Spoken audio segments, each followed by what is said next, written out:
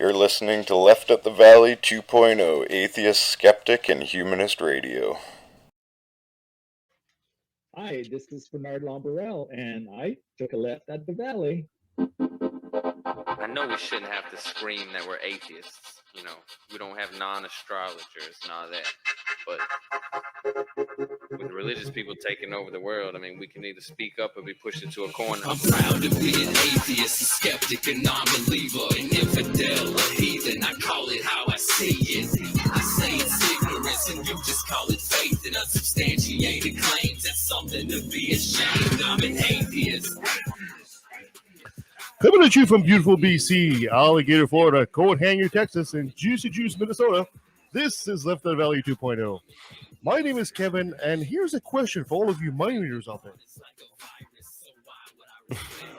Joining me as usual is a team that will tell you that Hamburger Helper only works if the hamburger is ready to accept that he needs help. Oh, you never fail to make us snort laugh. She shot an annoying mime using a silencer, Sabrina. Oh, hi. Oh, He is trying to use it to add his music to Spotify if Joe Rogan stays on. Brett Lee. That's right, goddammit. We're gonna, and they're gonna take him down because of me. Watch, you'll see. He composed a country song where a self-driving Tesla truck actually left the singer, Benjamin. yeah, it would. And she planned to be spontaneous at some point, maybe tomorrow. I don't know. No. No. Guys, welcome back. And this is brought to you by our new patron, Bernard Labaran, whose job telling is like a Toyota Camry, very reliable and high satisfaction ratings. That's awesome. And we'll be talking to Randolph Richardson today of Canadian Atheists in the second half of the show. But first, let's do our usual chit-chat. All right. Okay, guys, in the news, I got to talk about this because this is big Canadian news, actually. There's a Canadian convoy of truckers heading to Ottawa. Don't let the name fool you. Ottawa being the Canadian capital. It started as a small protest of anti-vax mandate, right? And this has grown it's blown way out of proportion. Now, some people are out there actually saying there's 50,000 trucks and 1.4 million. Yeah, they're talking about semis, right? And 1.4 million protesters going to Ottawa. But here's the reality check. A count by the local police caught 8 separate convoys, captains, and 8 separate convoys, essentially. They counted about 230 tractor trailers, and 725 personal vehicles from Toronto and Western Canada. Yeah. And maybe probably 200 vehicles out of Nova Scotia and New Brunswick, and possibly about 2,000 pedestrians from the province of Quebec. So where are you going? So math isn't always my biggest strong point, but I feel like that is less than the reported number. Yeah, it's much less than the purported 50,000. Okay, but they're really pushing that there is that many, and they're showing pictures. I don't even know if they're pictures from this. No, they're not. Supposed quote unquote convoy on the Facebook groups. Anyways, it's bad. It's the alt-right. That's who's out there. There's pictures of people flying Canadian flags upside down that have been defaced with swastikas. Yeah. This is who's at this protest, okay? There's been a lot of local protests as well in the area, and just staying locally. And I've seen several "Let's Go Brandon" flags. Yeah. God knows why. Wrong country, dude. No. Yes, Trump? it's the wrong country. No. Trump is going to take over as president and take over Canada. So we'll all become part of the U.S. That's right. Okay. I didn't think of it that way. We have to save them from socialized medicine. That's right. They have a GoFundMe. I didn't. Did you mention that? No. Okay, so they started a GoFundMe. Somebody that's supporting this so-called Freedom Convoy.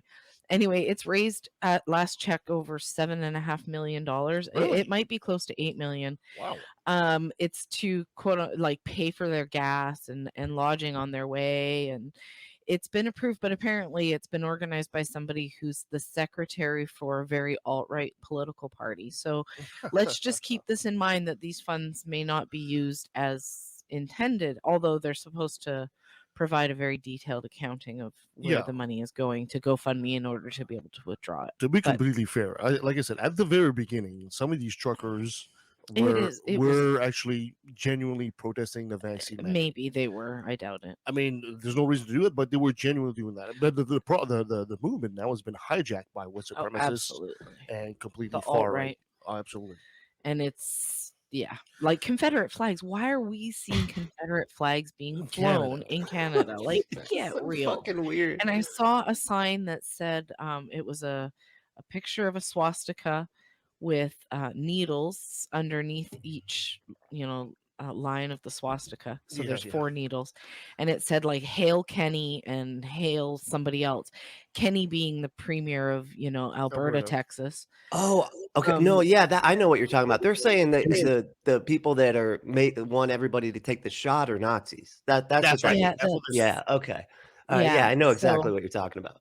Anyway, it's ridiculous. It's not real. Like, this is not how we feel in Canada. 90% of truckers are vaccinated. Yes, absolutely. 90%. And on top of that, the Canadian Trucker Alliance is actually against this. This is okay. Go ahead. Sorry. Quote, the vast majority of the trucking industry is vaccinated. Most of the nation's hardworking truck drivers are continuing to move cross-border and domestic freight to ensure the economy continues to function. The CTA does not support and strongly disapproves any protest of public roadways, highways, and bridges. And to just clarify who they are, Trucking Alliance is the Canadian Trucking Alliance is who advocates for truckers. Yeah.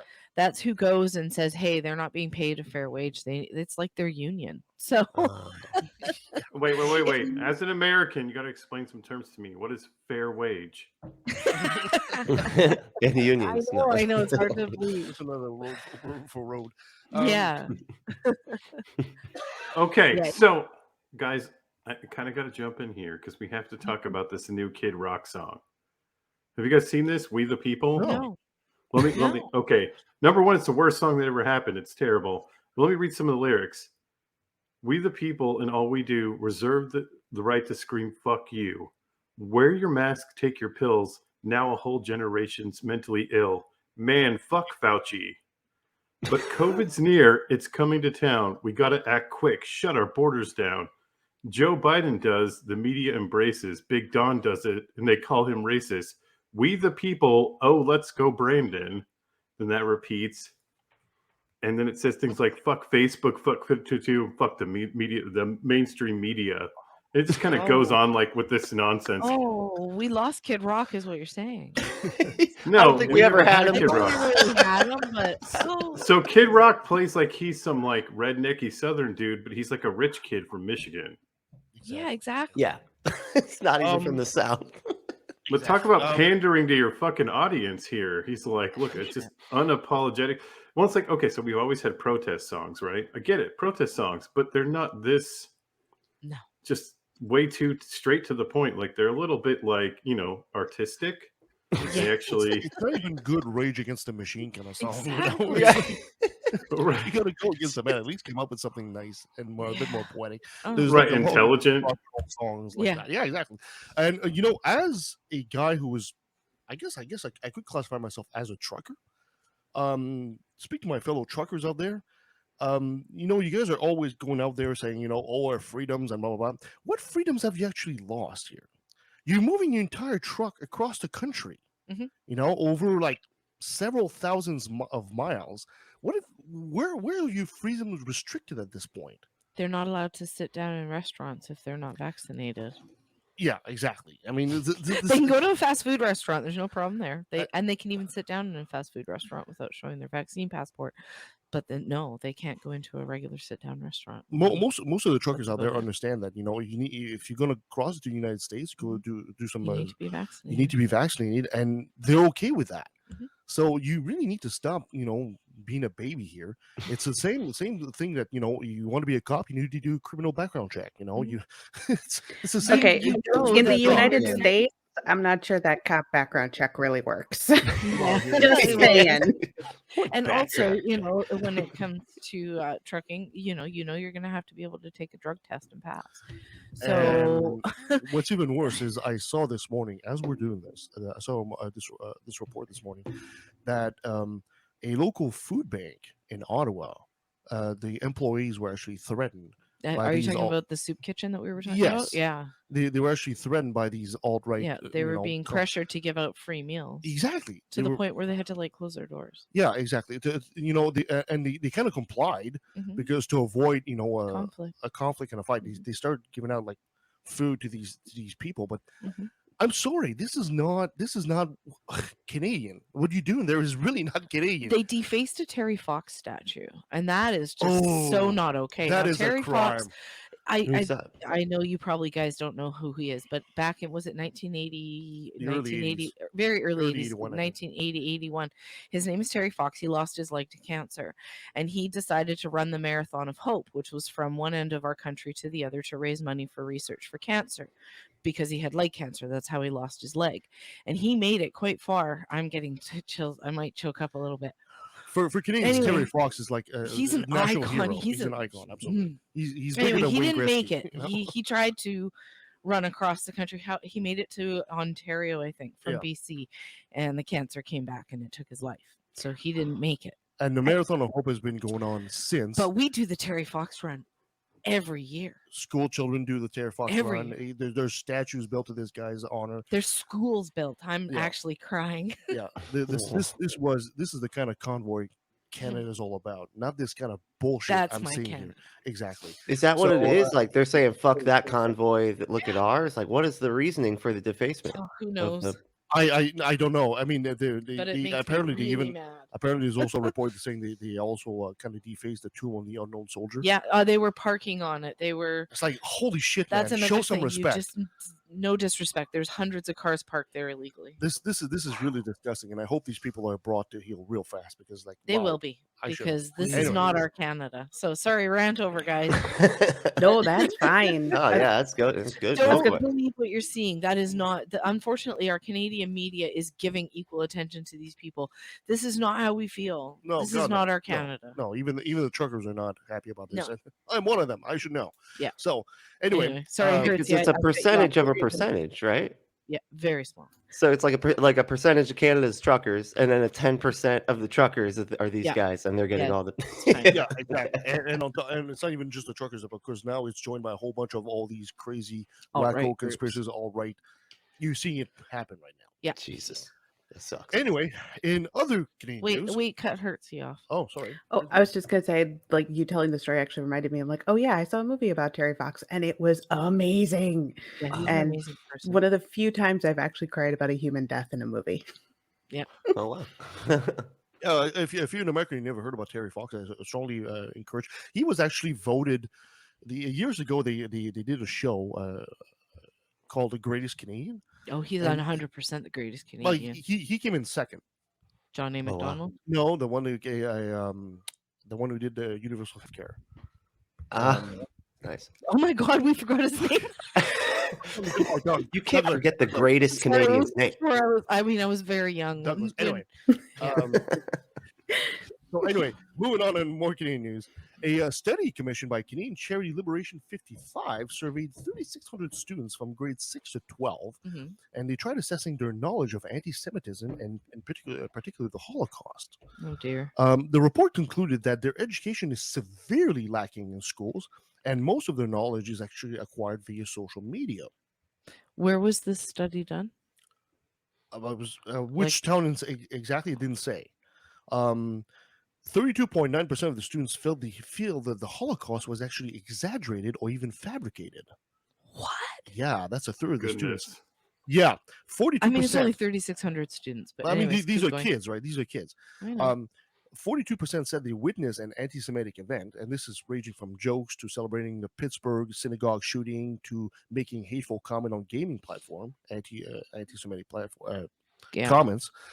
The positive outlook of all this is that the reports also say that 92.6% want to learn more about the Holocaust of these students. So that's a ray of light there. But I'm surprised that they're not really. Wait, what grades did you say? 6 to 12. Okay, see, I learned about the Holocaust in high school. They played videos. I saw some pretty scary ones that traumatized me to this day. No, but I agree. I mean, I learned about it too, but I feel like I didn't learn enough. I feel I learned agree. most about I it did much go and later. learn more. I chose to learn more. So I think this is scary because one of the biggest things about the First and the Second World War was the lest we forget, and it seems we are forgetting. And the younger generations right now are kind of showing that. And of course, it kind of ties in with the whole. We were talking about this just before the show about the mouse that was removed in the Tennessee school district there. The comic graphic novel. So, as much, and just to clarify with Mouse, as much as the graphic novel does go into the trauma that is portrayed, the trauma that is gotten from from being a Holocaust survivor, and then that is even passed down to the children, because there's actually a mouse too. I don't think it goes quite as much into the actual atrocities of the Holocaust, which, if you ever want to go into there, all of the content warnings, just all of them, blanket all of them. I studied that stuff when I was started studying it when I was in middle school. It's terrifying. It's absolutely terrifying. Yeah, my eye opener was the Diary of Anne Frank. Yeah, exactly. So, and if you haven't read that book, read it. So the thing with the mouse, a graphic novel, right? Because most of the stories that we are hearing about the Holocaust and the perspective that people that are telling them are from a very evangelical kind of point of view. And the thing with Mouse is that it is coming from a very Jewish perspective. It's the Jewish side of the story. Yeah, one of the reasons apparently they decided to ban this this book in the Tennessee school district there is because they were saying apparently the graphic novel kind of starts with the father mouse and his son mouse basically having a chat, and he was telling him about how he lost his virginity, father to son, and apparently that was one of the reasons. It's like, yeah, that's okay. How can they be so against canceling shit? And talking. Right? I mean, what's his name? Wrote a book called "Don't Burn This Book." Fuck, I can't think of his name. The one that used to be on TYT. Anyway, he wrote a book called "Don't Burn This Book," and then here they are, like banning books because of what? A conversation about virginity? Are you fucking kidding me? And it just so happens to be in a book about the Holocaust, which they really don't want, attention. These graphic novels are usually primarily aimed for teenagers and young adults and stuff like that. Do you really think they don't know about losing virginity at that point? I mean, come on. Right, come on. This is not your 3-year-old looking at Blue's Clues reading that book. Yeah, and here's one of my favorite. Internet now.